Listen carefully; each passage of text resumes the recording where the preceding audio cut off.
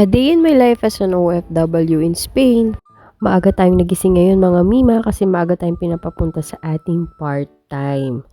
Abay, naglakad na nga lang ako dyan, no, mga Mima. Kahit medyo may kalayuan to sa amin, abay, mag-exercise din pag may time, Bukod doon, ako'y nagtitipid.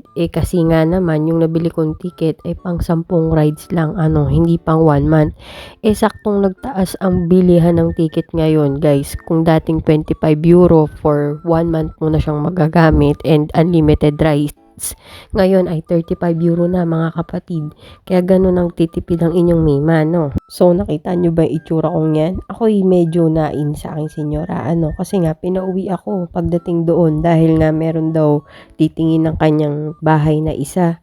So, hindi man lang niya sinabi sa akin kaagad, di sana natulog pa muna ako. Pero okay lang yan, kahit ganun, mabait naman yung senyora kong yun. Kakulitan na nga lang at kasi medyo matanda na. Ganun talaga mga Mima, pagka per ora ang bayad sa inyo. Pwedeng matuloy, pwedeng makancel. Ganun lang, pero tiyagaan lang mga Mima. So, yun na nga mga Mima, no, pag uwi ko, agad akong nagluto. So, namili muna ako ng lulutuin. Nagluto ko ng uulamin natin para tayo may makain, Pagtapos nga nun, dumiretso ako dito sa salon mga Mima kasi nga meron tayong kliyente for today's video. Nagpapasalamat talaga ako sa mga taong naniniwala sa akin, sa kakayanan ko.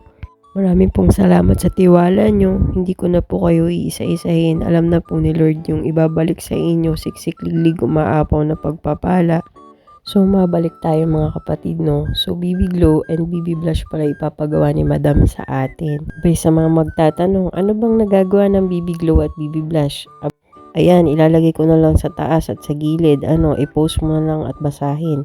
So, ayun na nga mga Mima. Natapos na tayo dyan. See you on my next vlog. Bye-bye!